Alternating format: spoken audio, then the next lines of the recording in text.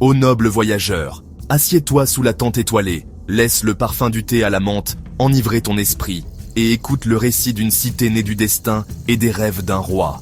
Il y a fort longtemps, alors que le monde était encore jeune et que les vents du désert chantaient des légendes aux oreilles des sages, vivait un prince au cœur rempli de rêves. Il se nommait Idriss, fils du noble Idriss Ier, et portait le fardeau d'un empire en devenir. Guidé par une étoile brillante au-dessus des monts du Maghreb, Idriss le second chevaucha à travers plaines dorées et vallées secrètes. Il cherchait une terre bénie, un lieu où les hommes vivraient en paix, où le savoir coulerait comme une rivière, et où la lumière du Très-Haut illuminerait chaque ruelle. Une nuit, tandis que la lune veillait sur le monde et que les dunes chuchotaient aux nomades, Idriss fit un songe. Dans cette vision, un faucon d'or planait au-dessus d'une vallée luxuriante, bordée d'une rivière scintillante.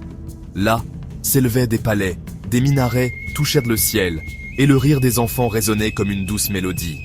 Une voix mystérieuse murmura à son âme: « Ô prince du destin, voici la terre que tu cherches. Bâtis ta cité ici, et elle prospérera jusqu'à la fin des temps. » À l'aube, lorsqu'Idriss ouvrit les yeux, il se trouva devant une vallée bénie, baignée par les eaux de l'Oued Fès, Jawar. Il s'arrêta, frappa le sol de sa pioche, Faz en arabe, et déclara: « Ici naîtra Fès, cité du savoir et de la foi. » Alors, bâtisseurs et artisans affluèrent des quatre coins du royaume.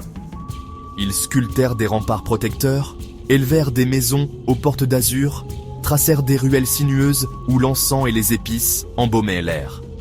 Sages et érudits vinrent enseigner, et bientôt, Fès devint une lumière rayonnante dans la nuit du monde.